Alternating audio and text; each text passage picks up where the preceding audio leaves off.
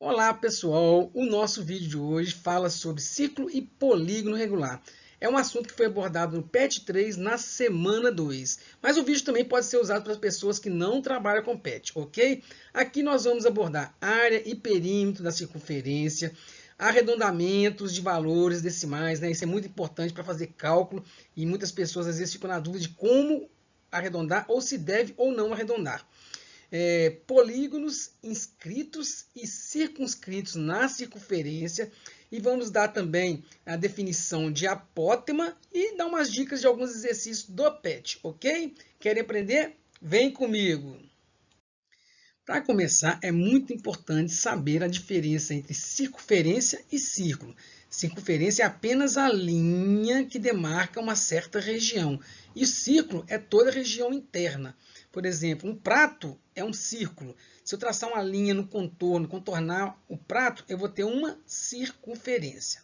Tranquilo? Fácil mais de lembrar, né? Bom, definição importante para a circunferência. Uma reta que parte de qualquer ponto da circunferência, passa no centro e vai até o lado oposto, essa reta se chama diâmetro. E a metade do diâmetro, ou seja, uma reta que sai de qualquer ponto da circunferência, mas vai só até o centro, essa reta se chama raio. É muito importante porque tem muita pegadinha exercício. Às vezes o exercício dá o diâmetro e pede para fazer qualquer cálculo com raio. É só lembrar que raio é metade. Então, o valor do diâmetro que ele der, divide por 2, você encontra o raio. Fácil demais.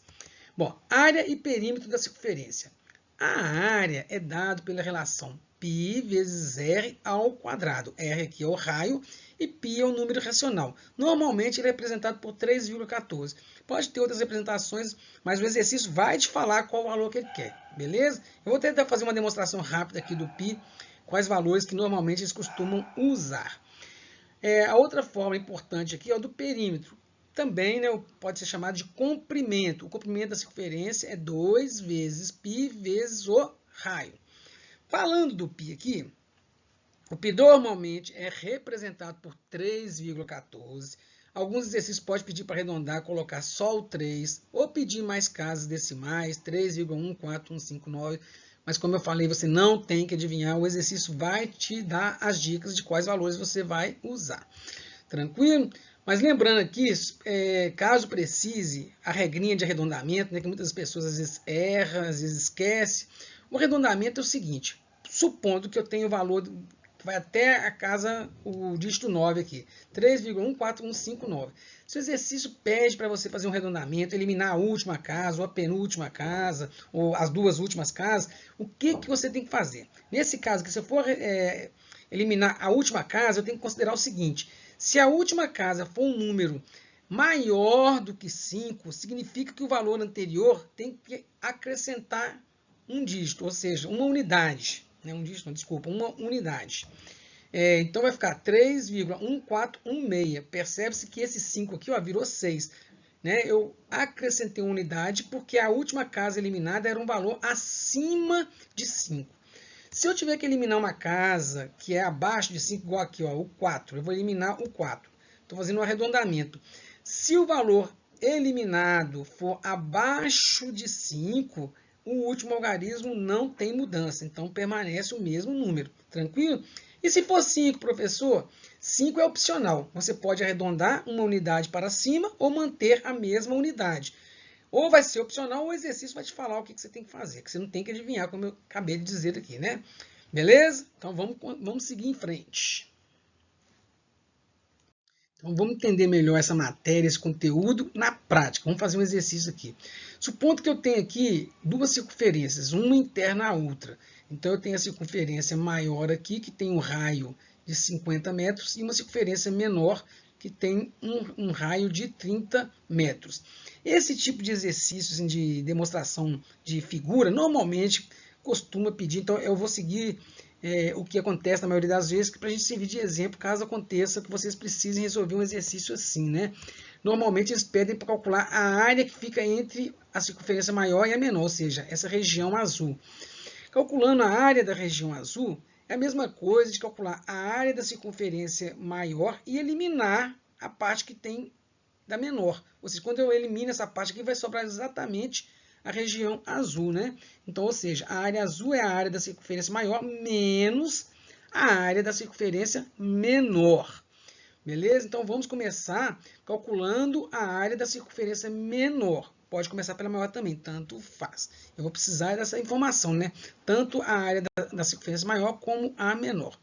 Começando aqui pela circunferência menor, a área é igual a π vezes raio ao quadrado. Substituindo os valores, o exercício normalmente vai te falar qual é o valor de π que vai usar. Pode ser 3, 3,14 ou mais casas decimais. Nesse caso aqui, eu vou usar 3,14. Beleza? Considerando que agora eu estou calculando a área da circunferência menor, então vou usar o raio que é 30. Então vai ficar 3,14 vezes 30 ao quadrado. Beleza? Quando eu for trabalhar com a circunferência maior, eu vou usar o raio maior, que é 50 metros.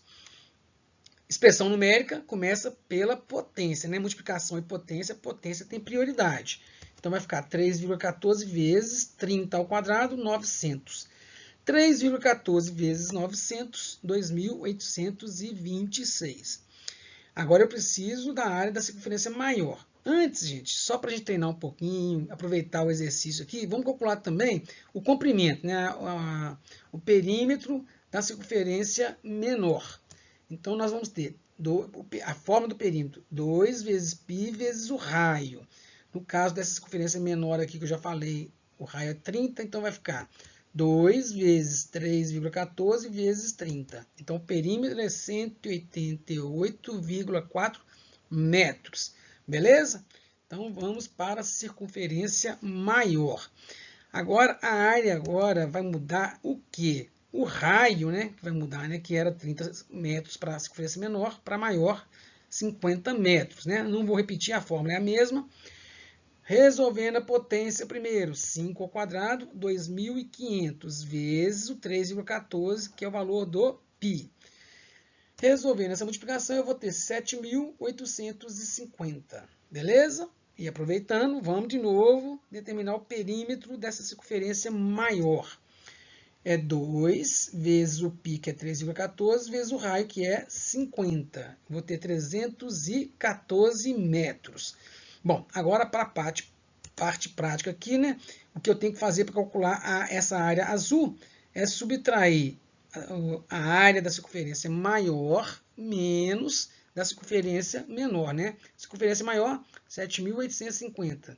Circunferência menor, eu não sei se eu falei errado aqui, mas vocês já entenderam, 2.826. Eu acho que eu não falei errado, não.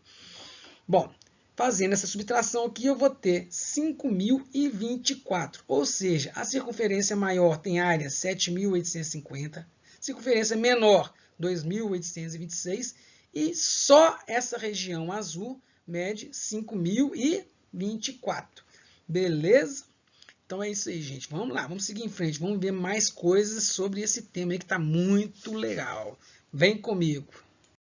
E agora nós vamos falar de polígono regular inscrito e circunscrito. Quando eu falo de polígono regular inscrito na circunferência, inscrito significa que ele está do lado de dentro da circunferência. E quando eu falo de circunscrito, o polígono está do lado de fora e a circunferência que está na área interna. Então, ó, circunferência dentro do polígono, o polígono está circunscrito. Polígono dentro da circunferência, o polígono está inscrito. Beleza? Fácil. Polígono inscrito, dentro. Polígono circunscrito, fora. Beleza.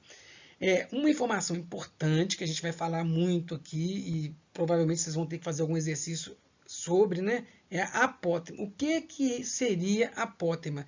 Eu peguei como exercício do PET. Quem não trabalha com PET também não tem problema, pelo desenho aqui eu vou explicar. Mas quem vai ter que resolver esse exercício já vai ter uma ideia do que é a apótema. A apótema, ela é a linha que sai do centro do círculo e vai até qualquer lado do polígono. No caso aqui nós temos 5 exemplos, né? Aqui o triângulo, o quadrado, o pentágono, hexágono e o decágono, né? Que é com 10 lados.